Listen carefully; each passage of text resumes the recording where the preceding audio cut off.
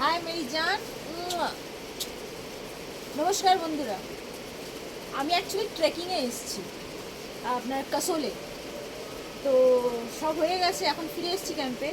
তো ভাবলাম যখন ক্যামেরাটা আমার সঙ্গে আছে, মাইক আছে, আর ভালো ওয়েদার আছে, মানে পরিবেশটাও দেখুন কি সুন্দর, ওদিক থেকে নদীর জল চলে যাচ্ছে, এটা হচ্ছে পার্বতী নদী।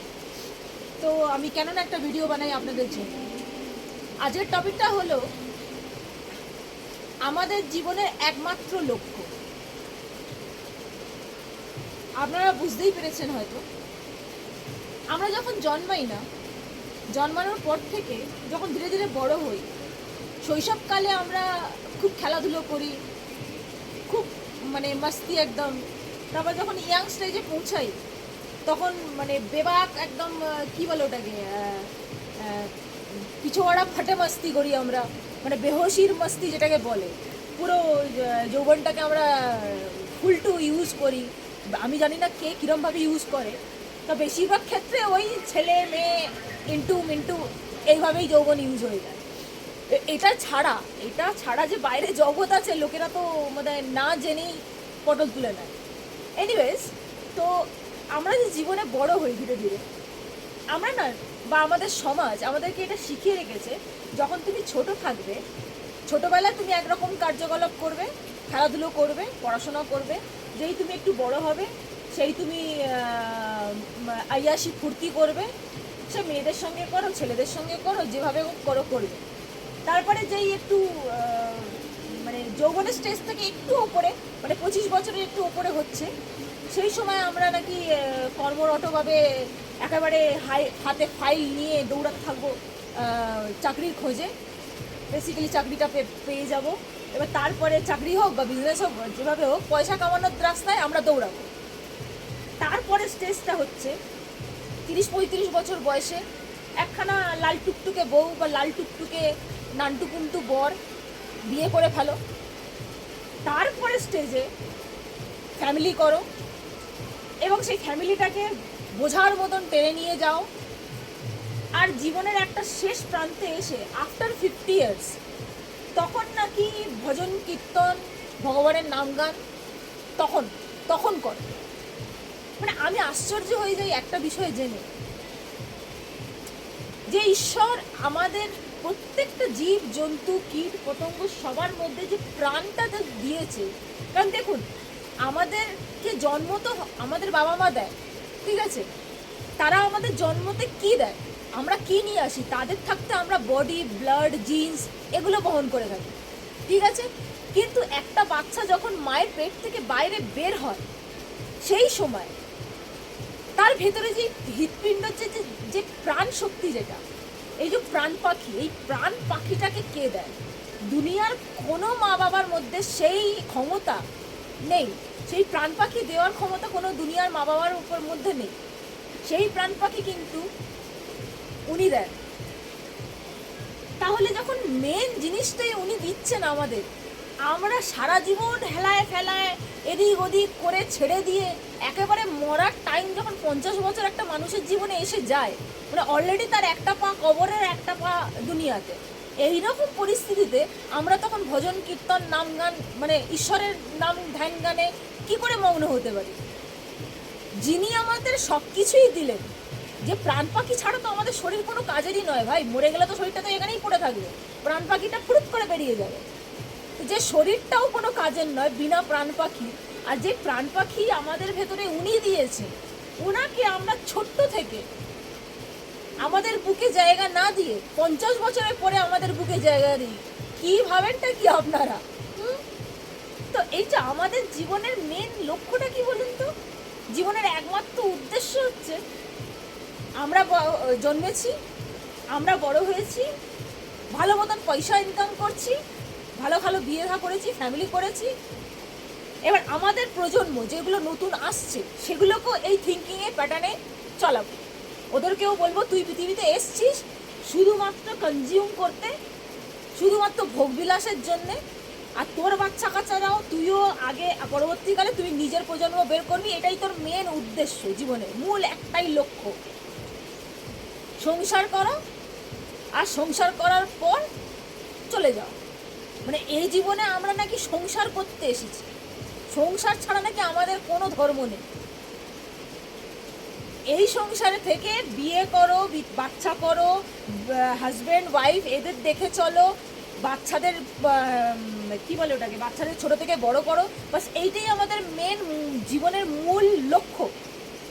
ফ্যামিলির পিছনে নিজের সমস্ত জীবনের সমস্ত টাইম, আমাদের যে জীবনের অমূল্য টাইমগুলো, সমস্ত অমূল্য টাইমটা যেন শুধুমাত্র ফ্যামিলির জন্যই ডেডিকেটেড করা হয়েছে। এটা কোথায় লেখা আছে বন্ধুরা? আমাকে একটু আপনারা বলতে পারবেন যে শুধুমাত্র আমাদের জীবনের একটাই লক্ষ্য শুধু ফ্যামিলি, আর কিচ্ছু নেই? এই ফ্যামিলির বাইরে কোনো জগৎ নেই?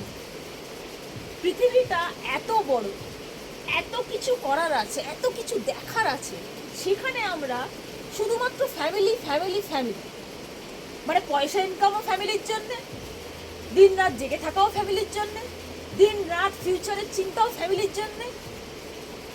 এমনকি মরার সময় যখন আমার দুটো পা অলমোস্ট কবরে, তখন আমি বসে ফ্যামিলির কথা ভাবছি। এইটা কোথায়? এই কনসেপ্টটা কোন বইতে লেখা আছে ভাই? ভাই একটু এদিক থেকে বেরোন, এই কনসেপ্টের ভেতর থেকে একটু বেরোন, দেখবেন পৃথিবীতে অনেক বড়, এত বড় কে আপনি বোধহয় সেটাকে আপনার পুরো জীবনকালেও না এই পৃথিবীকে পুরো জানতে পারবেন না আপনি। মানুষের জানার কোনো শেষ থাকে না, জানেন তো? এটা কিন্তু একটা প্রকৃত ব্যাপার। মানুষের জানার যেমন কোনো শেষ থাকে না, শেখার শেষ থাকে না।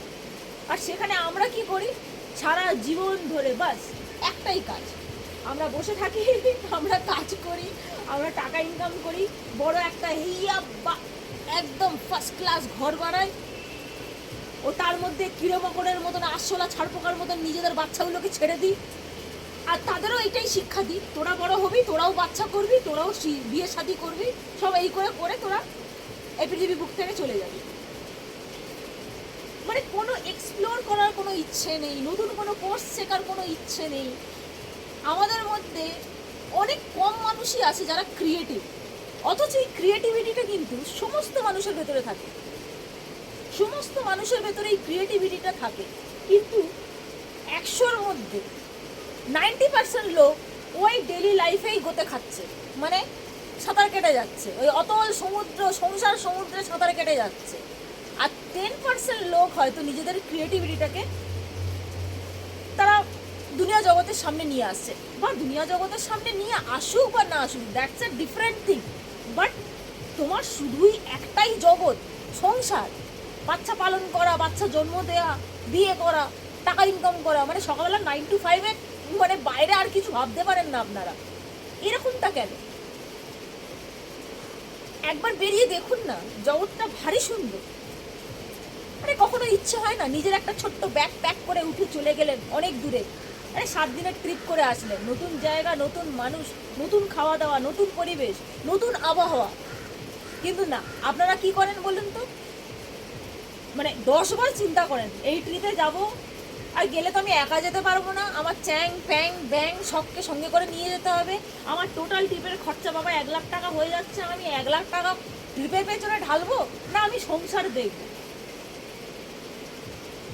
ভাই কাউকে নিয়ে যেতে হবে না, নিজে তো আগে যা, নিজে তো দেখ দুনিয়াটা, তারপরে না তুই ঘুরবি ফিরবি, কাজ করবি, পয়সা ইনকাম করবি, ঘর করবি, বিয়ে করবি, বাচ্চা করবি, সেগুলো পরের কথা।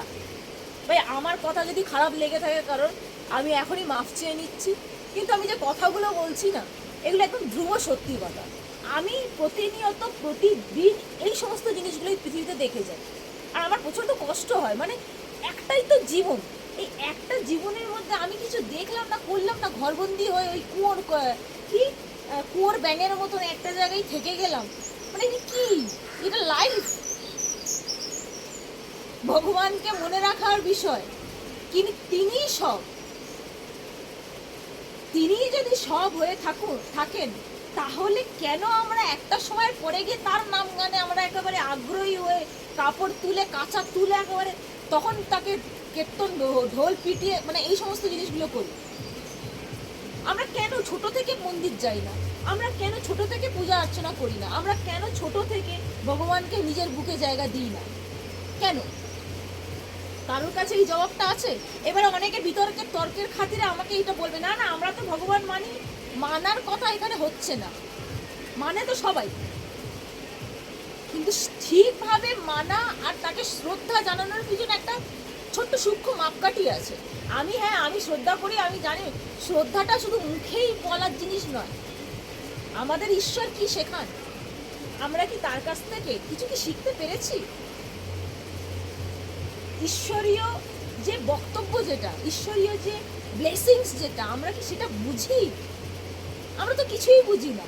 আমরা শুধু সংসারটা বুঝি, আমরা শুধু সকালবেলা থেকে নিয়ে রাত্রিবেলা চাল ডালের হিসাবটা বুঝি। কোন মাসে কী টাকা খরচা হচ্ছে, কত টাকা কোথায় স্কুলে দিতে হবে, কত টাকা কোথায় জন্য করে বেঁধে রাখতে হবে, আমরা শুধু এইটুকু বুঝি। এর বাইরে আমরা কিছু বুঝি? প্রকৃত মানুষ কি আমরা? বাস দেখতেই মানুষ, দুটো ঠ্যাঙে দাঁড়িয়ে দু পায়ে চলছি। যাকে এই ভিডিওটা আমি বেশি লম্বা করছি না, আশা করছি আমি যা বোঝাতে এসেছিলাম আমি বোঝাতে পেরেছি, আপনারাও বুঝতে পেরেছেন। আর যদি আমার কথাগুলো আপনাদের মনকে ছুটছে, আপনাদের মনে হয় এই ভিডিওটা আরও আগে থেকে আগে করবেন, এটা একটা রিকোয়েস্ট আমার, যাতে আরও মানুষ এই ভিডিওটা দেখতে পায়। আর এটা আপনারা শুধুমাত্র লাইক শেয়ার সাবস্ক্রাইব দ্বারাই করতে পারবেন। আমারও অনেক উপকার হবে, শুধু এর জন্য নয় যে হ্যাঁ ভাই আমি একটা প্ল্যাটফর্ম, আমার প্ল্যাটফর্মের নিয়ে কোনো মাথা ব্যথা নেই, আমার কাজকর্ম অনেক ভালো চলছে, আমার কাজই আলাদা, তার মাঝখান থেকেও আমি সময় বের করে আপনাদের জন্য ভিডিওগুলো বানাই, কারণ আপনারা একটু এখান থেকে একটু বুঝদার হন। আমি সেই ব্রড মাইন্ডটা আপনাদের দেওয়ার জন্য এই ভিডিওগুলো আমার বানানোর উদ্দেশ্য, আর কিচ্ছু না। তো যদি পারেন তাহলে এটাকে আরও আগে পৌঁছে দিন, যেরকম আপনার উপকার হচ্ছে সেরকম আমি চাই আরও লোকেদের উপকার হোক। ঠিক আছে বন্ধুরা, এই ভিডিওটা এই পর্যন্ত, আসি তাহলে।